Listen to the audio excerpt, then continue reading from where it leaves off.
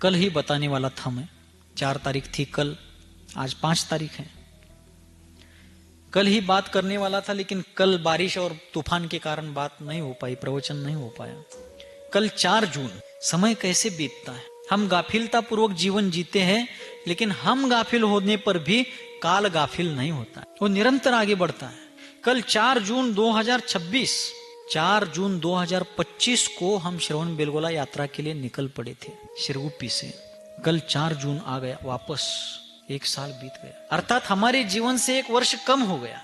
और कल उसी वर्ष पूर्ति का प्रसंग था, और संयोग ऐसा था कि कल आचार्य वर्धमान सागर जी महाराज से दीक्षित, शिक्षित और मोक्ष मार्ग में साधनारत संघ के एक ऐसे मुनि महाराज जो रोग से जर्जर हुए थे, लेकिन परिणाम जिनके इतने सहनशील और परिणाम जिनके इतने विशुद्ध थे, ऐसे मुनि श्री श्रुत सागर जी महाराज जो 80-81 वर्ष की उम्र वाले हैं, इतनी है ना उम्र, 80 के आसपास की उम्र है, 82 वर्ष के हैं, ऐसे वे मुनि महाराज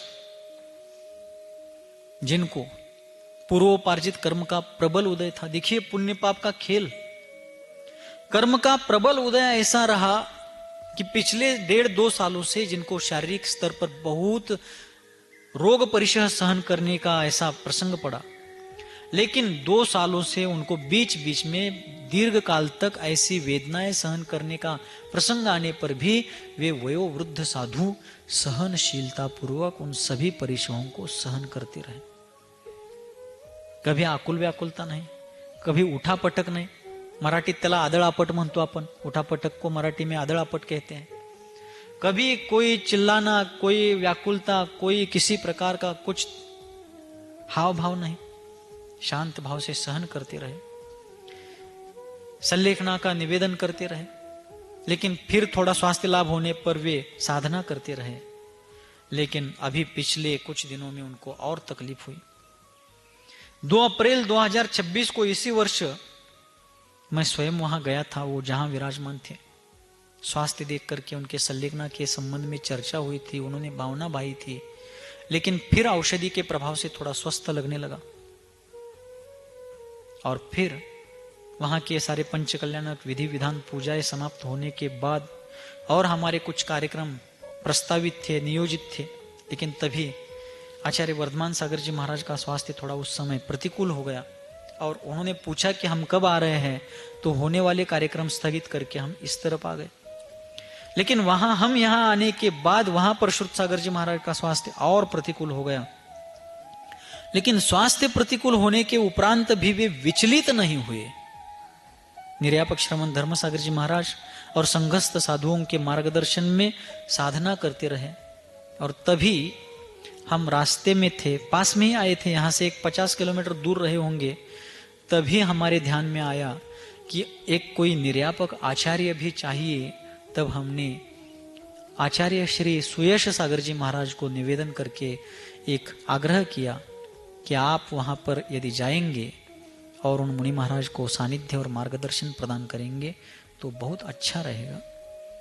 तो उन आचार्य महाराज ने भी अपने सारे कार्यक्रम हो, उनकी संघ व्यवस्था जो भी हो, उनमें से भी व्यवस्थित व्यवस्थापन करके अपने साथ एक महाराज को लेकर के इचलकरंजी से कस्बे डिग्रज आ गए। और कल के दिन 4 तारीख को श्रुत सागर जी महाराज को उन्होंने 1:10 पर दोपहर में यम सल्लेखना प्रदान कर दी। देखिए जैन साधक क्या होते हैं। श्रुत सागर जी महाराज इस स्थिति में शरीर फूला हुआ, सूजले शरीर से, लेकिन ऐसी स्थिति में भी शरीर पर सूजन आई है, लेकिन कषायों की सूजन कम हुई है। और मंद कषाई वो साधक काय सल्लेखना से आगे बढ़कर कषाय सल्लेखना के लिए प्रयासरत वह साधक सतत जागरूक है। कल भी हमने खबर ली थी, आज भी खबर ली। आज तो हमें सुनने को मिला कि आज यम सल्लेखना का दूसरा दिन होते हुए भी वे स्वयं अपने हाथ में पुस्तक लेकर के प्रतिक्रमण कर रहे हैं, बैठ करके जाप कर रहे हैं, बैठ करके सामायिक कर रहे हैं। इसलिए उम्र थका नहीं सकती, ठोकरे गिरा नहीं सकती, यदि जिद हो जीतने की तो परिस्थितियां हमें हरा नहीं सकती। परिस्थितियां ऐसी हैं। लेकिन ऐसी परिस्थिति में भी मनस्थिति मजबूत है, वो परिस्थिति के मस्तक पर पैर रख करके ऊंचाई छू रहे हैं। हमें प्रेरणा लेनी है। और वहां के स्थानिक साध, हमारे वहां विराजमान संघ के सभी साधु, आचार्य सुरेश सागर जी महाराज के निर्देशन में, निर्यापक श्रमण धर्म सागर जी महाराज के मार्गदर्शन में उन मुनि महाराज की निरंतर सेवा कर रहे हैं। निरंतर रात दिन बारी बारी से जाग करके अपना कर्तव्य निभा रहे हैं, क्योंकि उन सभी साधकों का, हमारा, हम सबका अंतिम लक्ष्य वही है, संलेखना साधना। वहां के स्थानिक श्रावक जो है, मंदिर के ट्रस्टी है, सेवा दल के युवा वर्ग है, महिला मंडल की महिलाएं हैं, अपनी अपनी भूमिका के अनुसार वहां कस्बे डिग्रज में रह करके उन मुनि संघ के लिए संपूर्ण योगदान, श्रमदान, समयदान दे करके समर्पण सहित अपना कर्तव्य निभा रहे हैं। वे सभी अभिनंदन के पात्र हैं। उन सबका हमारे संघ पर बड़ा उपकार है। इस श्रमण संस्कृति के लिए वे बड़े सहयोगी हैं। उन सबके हम ऋणी हैं।